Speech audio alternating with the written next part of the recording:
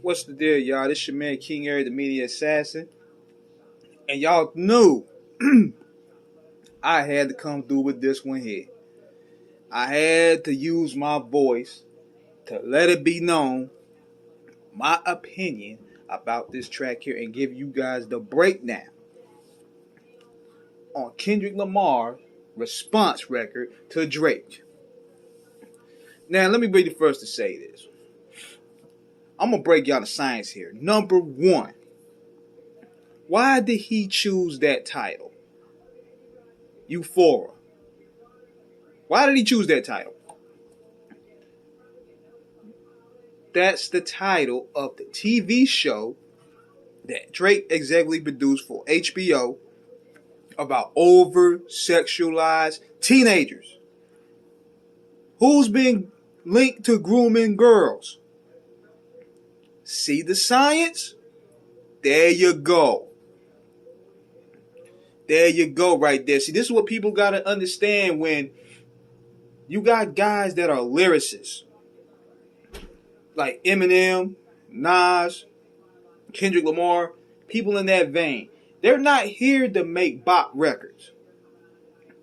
They want you to focus on the wordplay. Because every time I hear people, when they go against people who are more so commercially accessible and acceptable, you always hear Takeover had a better beat, Drake's record had a better bop, or Machine Gun Kelly's Rap Devil had a better bop. That it did. But see, that's not the job of a lyricist. The job of a lyricist is to make the listener focus on what's being said. And not to mention, making every word matter.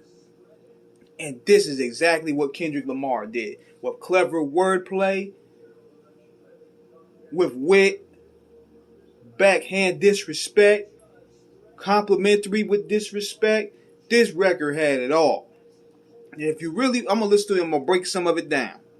Like, when he's talking about them superpowers getting neutralized, I could only watch in silence. The famous actor we once knew is looking paranoid and inspiring. Now notice this. It sounds like a pattern that Eminem raps with, because you know they come from that aftermath tree. That's kind of like an Eminem rap pattern. But he's also using it to talk about Drake's untouchable image. And it's now fading away. And he's talking about how he's spiraling out of control and now he's paranoid of his spot. My belief is you could reference that to him changing his look. He's changing his approach. He's purchasing abs. His musical direction has gone complete to where it seems like he's competing with Bad Bunny and the Swifties. Then he's talking about you moving like a degenerate. Every antic is feeling distasteful. I calculate you're not as calculated. I even predict your angle. Fabricate stories on the family front because you heard Mr. Morale. A pathetic master manipulator. I could smell the tails on you now.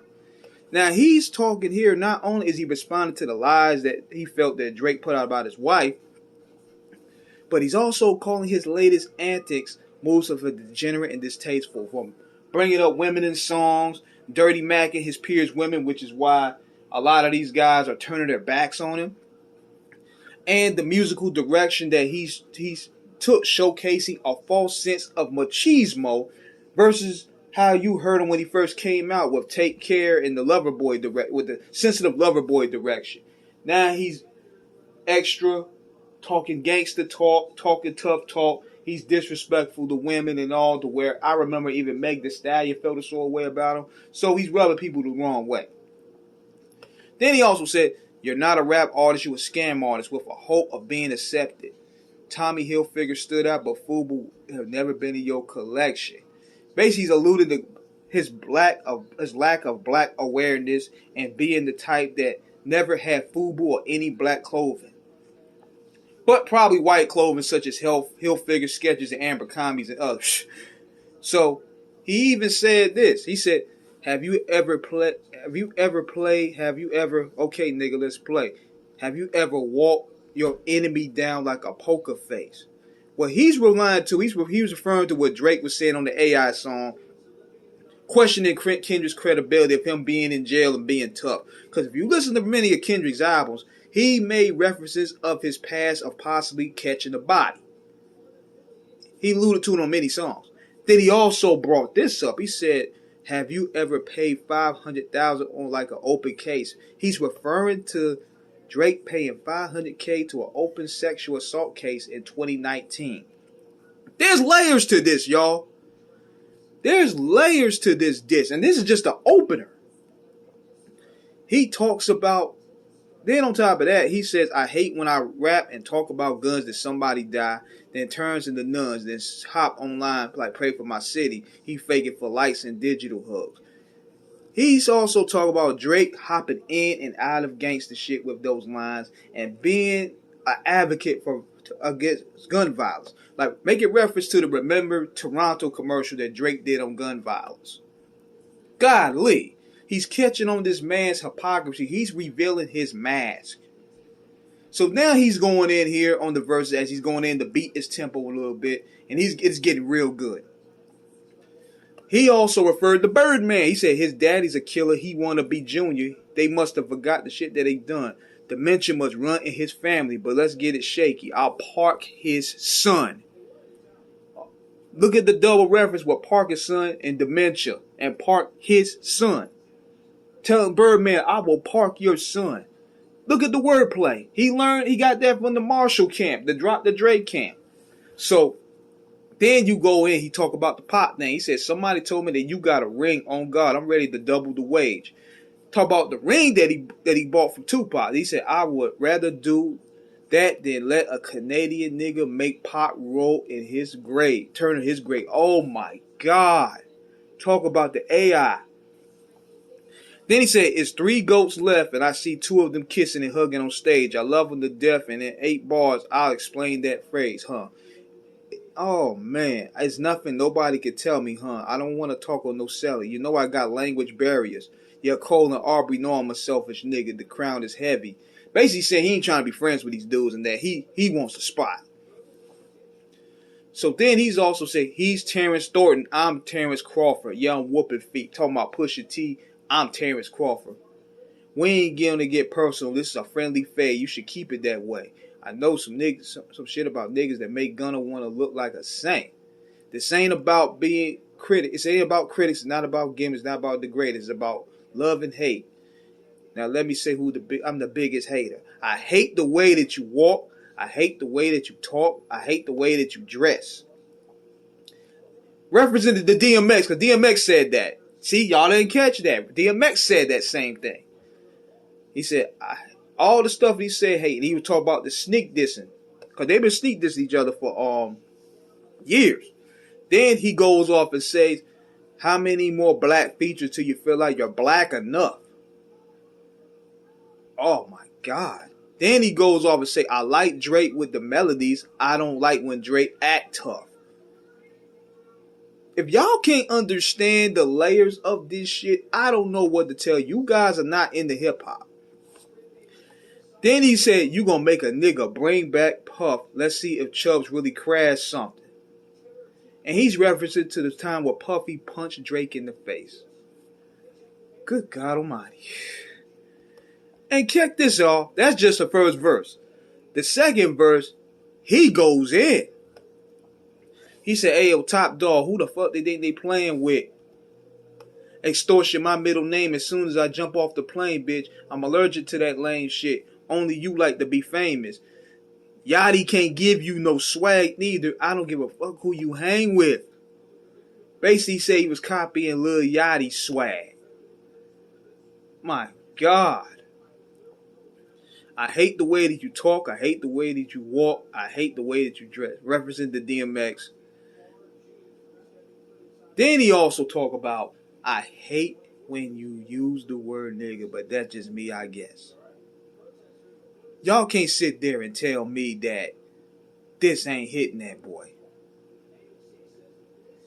And this is just the second. Then he really takes it there. He goes and say, I know they call you the boy, but where is the man? Because I ain't seen him yet. Matter of fact, I ain't even bleed him yet. Can I bleed him bet? When I see you standing by sexy red, I believe you see two bad bitches. I, be- I believe you don't like women. It's real competition. You might pop ass with him. Let's talk. Let's speak on percentage. Show me your splits. I'll make sure I double back with you. You was signed to another nigga that signed to another nigga that said they was signed to another nigga. Like trying to cease and desist that light record. Whoa. Whoa. Have mercy. That is crazy.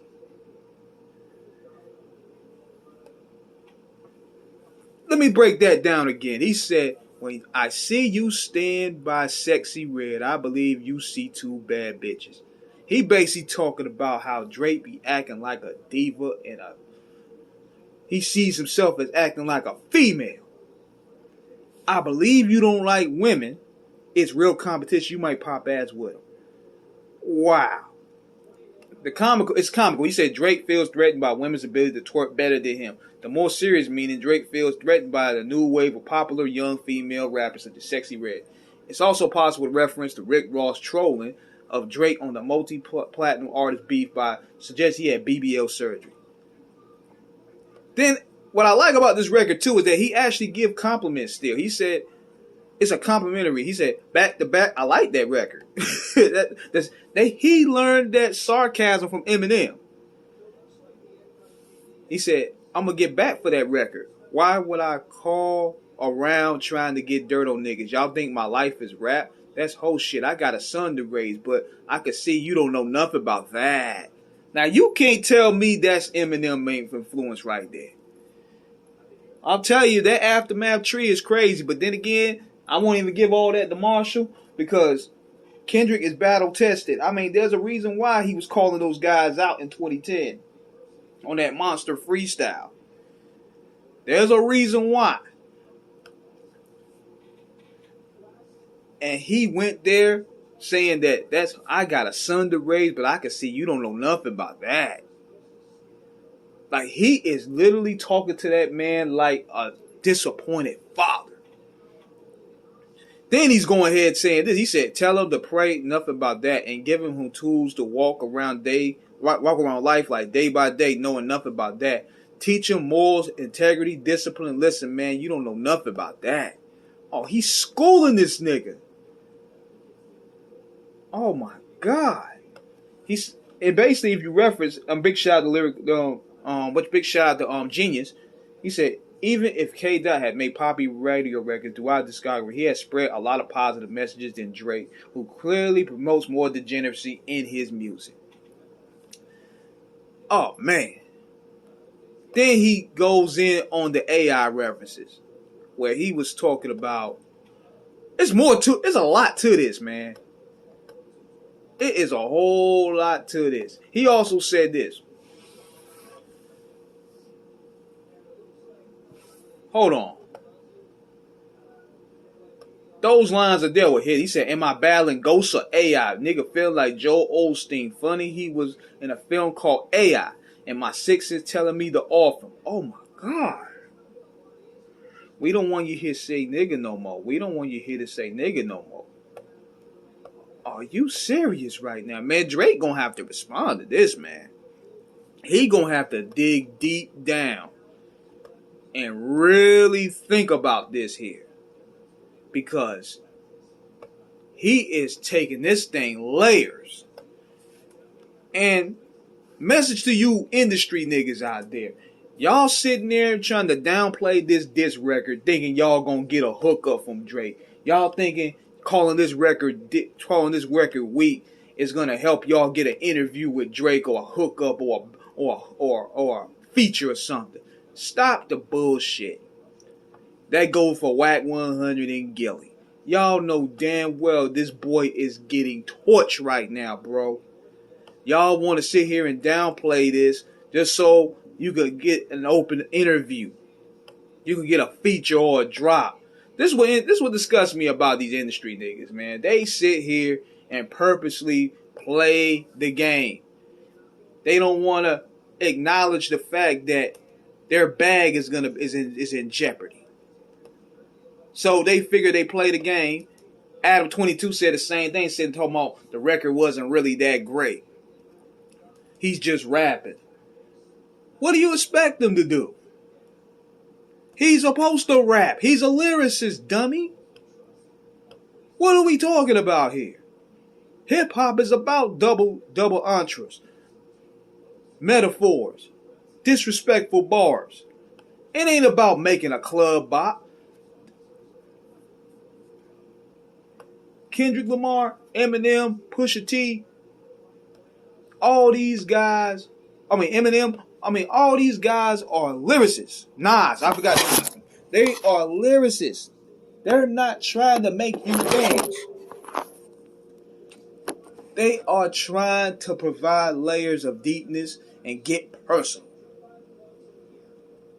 That's what these guys are supposed to do. And now, hold on, there was something else that was said up here that really had me. Hold on, I'm going to try to find it.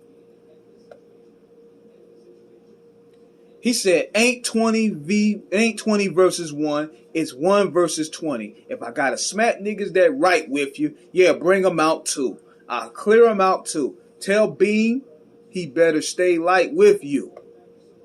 Oh my God.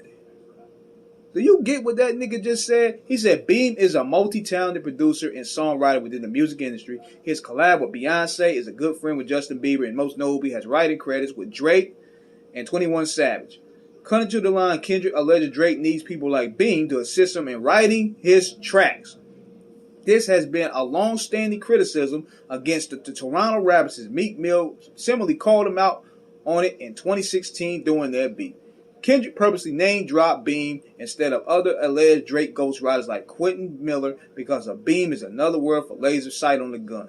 Kendrick is suggesting that Drake stays with his beam or his ghostwriter, equaling Beam to Drake's hypothetical weapon in this situation, both implying that Drake hides behind writers and is not threatening as he asserts himself to be in his raps. Jesus Christ, man. Then he said this, yeah, OVO niggas is dick riders. Tell them run to America. They imitate heritage. They can't imitate this violence. He's basically calling them tethers. Oh my God. This is a reference to push-ups where Drake claimed that Weekend crew and if your boys got rich, you have to run from it. Drake doing the same thing, running from his country to pursue wealth and fame. Oh my God, man. Oh my God. He picking this boy apart. But yeah, man, there's so many layers to this diss record, man, that people do not want to touch him because they can't really grasp it. You're not going to get a hit 'em up no more, bro. You're not going to get a no Vaseline. You're not going to get a ether or a takeover. See, this is what old niggas want to try to do. Think that they could just side with Drake. Y'all want to move the goalposts. Some of y'all thinking you're going to get a like from Drake that you're going to side with this, that the record ain't hit. You think, oh, if I go ahead and side with Drake, he going to give me a feature, a like, or a hook, and they can elevate me. Nah, we got to be truthful. Because I would even say this. I said this myself. Kendrick has to respond. The push-ups joint was pretty decent. I liked it. It let it be known, like, look, man, what I respect about Drake was he was like, look, it's time to come outside, man. You've been doing this for 10 years. Let's do it. And Kendrick brought it. In more ways than one. So, I'm not paying attention to these industry dudes, man. I'm not going to sit there and validate what they say. Don't pay attention to them because everybody has a motive. They still want to get something out of him. They want to get something out of that Birdman tree. They got relationships to protect. So you can't really trust the industry insiders based off who is winning and who is losing. But overall, right now, Kendrick is up. He flatlined that boy. And Drake gonna have to dig deep down. And I mean deep. He gotta get his writers, gotta get called on his writers. Or just say, you know what, I ain't writing. I'm gonna step in and write this myself. Because this right here is serious. And the crazy part is, there may be more. And if this is a warm-up, Drake is done. If this is just a warm-up, Drake is finished, bro. So, let me know what you guys think in the comments. This is serious right here. The OVO Stan Coalition, y'all better get your boy together. I don't care how many industry niggas you gonna have to call. Y'all gonna have to get this together. Because Kung Fu Kenny is outside. And he's coming for blood. So let me know what you guys think. Subscribe, hit the like button. Peace.